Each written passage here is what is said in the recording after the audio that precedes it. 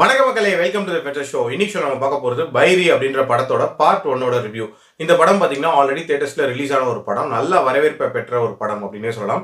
இப்போ Amazon prime ஓடிடியில் அவைலபிளா இருக்கு. இந்த படம் புறா பந்தயத்தை மையமா வச்சு எடுக்கப்பட்ட ஒரு படம். மலையாளத்தில் வந்த அங்கமலி டைரிஸ் மாதிரி நாகர்கோயிலில் இருக்கக்கூடிய ஒரு பர்டிகுலர் பகுதியில் மல்டிபிள் கேங்ஸுக்கு இடையே இந்த புறா பந்தயத்தினால என்னென்ன மாதிரியான பிரச்சனைகள் வருது அப்படின்ற மாதிரியான ஒரு தீம்ல தான் இந்த கதை நகருது. இந்த படத்தோட ஸ்டார்டிங்லேயே பார்த்தீங்கன்னா லிங்கம் அப்படின்ற லீட் கேரக்டரை காட்டியிருப்பாங்க. இவர் அந்த ஊர்ல காலேஜ் முடிச்சுட்டு அரியர்ஸ் வச்சிருப்பாரு. அந்த அரியர்ஸை கிளியர் பண்ற வரைக்கும் புறா வளர்க்குறேன் அப்படின்ற மாதிரி சொல்லிட்டு அந்த ஊர்ல புறா பந்தயத்துக்காக புறா வளர்த்துட்டு இருப்பாரு. அவரோட உயிர் நண்பன் தான் அமல் அப்படின்றவர். இவர் புறாக்களை வாங்கி விற்கிறது அப்படின்ற மாதிரியான ஒரு விஷயம் பண்ணிட்டு இருப்பாரு. அண்ட் லைஃப் ரொம்ப ஜாலியா என்ஜாய் பண்ணக்கூடிய ஒரு நபராக தான் இருப்பாரு.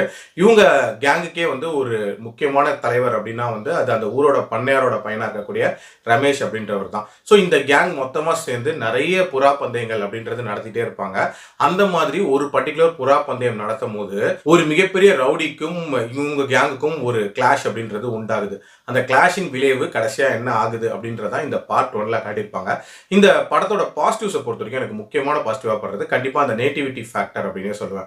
அந்த நாகர்கோயில் பகுதியாக இருக்கட்டும், அந்த ஸ்லாங்காக இருக்கட்டும், அவங்களோட வாழ்வியலாக இருக்கட்டும், ரொம்ப ரொம்ப யதார்த்தமாக காட்டியிருப்பாங்க. இன்ஃபேக்ட் அந்த புறா வளர்க்கக்கூடிய இடங்கள் அப்படின்றதெல்லாம் ரொம்ப க்ளோஸ் டு ரியாலிட்டியாக இருக்கும். இதுக்கு முன்னாடி நீங்கள் மாறி படம் பார்த்துருப்பீங்க, அதுலேயும் ஒரு சில டீட்டெயிலிங் சொல்லியிருப்பாங்க. பட் அதை விட இது பயங்கர இன்டெப்த்தாக இருந்துச்சு அப்படின்னே சொல்லுவேன். அதே மாதிரி இந்த படத்தில் கேரக்டர் டிசைன்ஸ் அப்படின்றதுமே ரொம்ப நீட்டாக பண்ணியிருந்தாங்க. அதுலேயும் குறிப்பாக அந்த 3 லீட் கேரக்டர்ஸ், அதாவது லிங்கம், அமல் அண்ட் ரமேஷ், இந்த 3 கேரக்டரையுமே பயங்கர இன்டெப்தா டிசைன் பண்ணியிருப்பாங்க.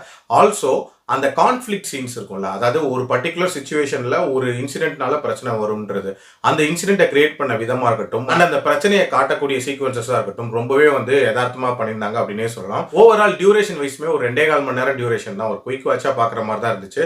அண்ட் அதுக்கேற்ற மாதிரி ஸ்க்ரீன் பிளேயுமே பயங்கர பேசியா அமைச்சிருந்தாங்க அப்படின்னே சொல்லலாம். பட் அதுதான் இந்த படத்தோட ஒரு சின்ன நெகட்டிவாகவும் நான் பார்க்குறேன். அதாவது ஒரு சில இடங்கள்ல கண்டிப்பாக ஸ்லோ டவுன் பண்ணி ஒரு சில எமோஷன்ஸை காட்டிருக்க வேண்டிய இடங்கள்லையுமே இவங்க கடகடன் கடந்து போயிட்டாங்க அப்படின்ற மாதிரி தான் தோணுச்சு.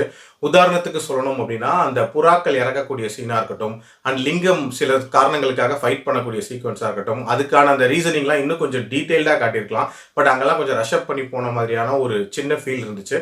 மற்றபடி இந்த படம் ஒரு தரமான படம் தான். என்னோட ரேட்டிங் இந்த படத்துக்கு 3.5 அவுட் ஆஃப் 5. என்னை பொறுத்த வரைக்கும் இது ஒரு ராவான படம், அதனால நான் அடல்ட்ஸுக்கு மட்டும் தான் சஜஸ்ட் பண்ணுவேன். கண்டிப்பாக ட்ரை பண்ணி பாருங்க. மீண்டும் அடுத்த விமர்சனத்தில் சந்திக்கிறேன். நன்றி, வணக்கம்.